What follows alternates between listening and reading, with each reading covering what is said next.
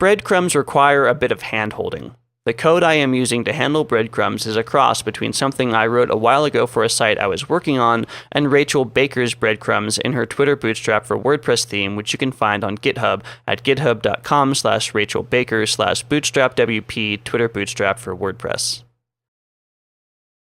However, Rachel's code stops at doing breadcrumbs if you're looking at an archive page that is one of many different pages. I wanted to keep this support, so I took that code and improved on it. Her code was also written for Bootstrap 2, in which you had to define a separator, and this code is updated for Bootstrap 3, where the separator is handled automatically. First, I call in the options. This is to get the breadcrumb setting, which I'll check against later, so users can enable or disable breadcrumbs. Then I start my breadcrumb function, which pulls in the post and paged globals. These breadcrumbs will use the RDFA rich snippets described in the Google Webmaster Tools page here. As part of the RDFA scope, I start my breadcrumb off by defining an XMLNS attribute, pointing to rdf.datavocabulary.org, and I give my UL tag a class of breadcrumb so we can use Bootstrap's breadcrumb styles. Each list item in the breadcrumb list gets a type of value of vBreadcrumb, a relationship value of vURL, and a vProperty of title around the actual link title, so you'll be seeing that at each level. First, I check if the page we're on is not the home page, not an archive page, and not a page beyond the first page. Then I check to see if it's a category page. If it is, I'm going to get the category and display that in my breadcrumb trail.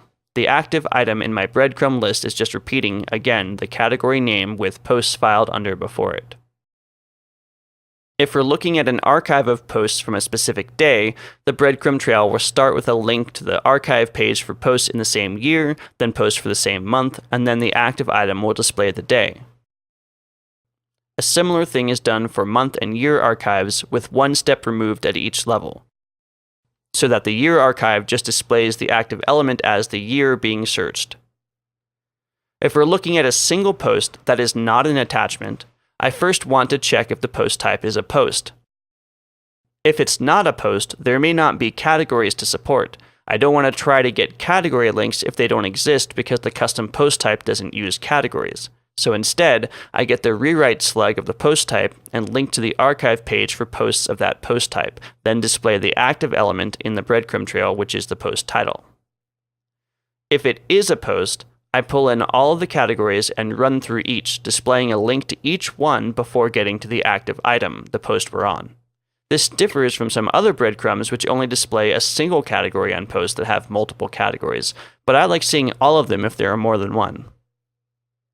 If it's not a single post, the post type isn't a post, and it's not a 404 page, it might be a post type archive, in which case we're just going to display the name of the post type. If we are on an attachment page, I'm getting the same information as a single post, but I need to pull this in by grabbing it from the post parent, which is the post that the attachment is linked to. Attachment pages are seen if you have your images or other media linked to an attachment page instead of the full image or whatever type of media. Images and other media uploaded to a post are considered attachments to that post. If I'm looking at a page that does not have a parent, I'm not going to do anything other than display the post title as the active item in the breadcrumb. However, if the page does have a parent or parents, I'm loading a link to each parent page in the hierarchy before displaying the page title as the active element.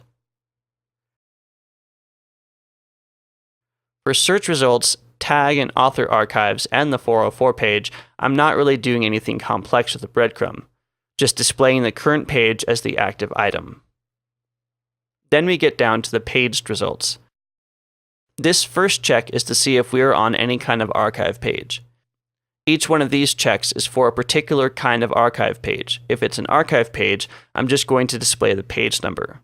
However, if a user clicked on a page link from the home page, I'm handling that a little different, and we're adding a blog link after the home link that points to the main blog page, which may or may not be the same thing. Finally, I run a check to see if the breadcrumbs option exists in the database and if it was set to true.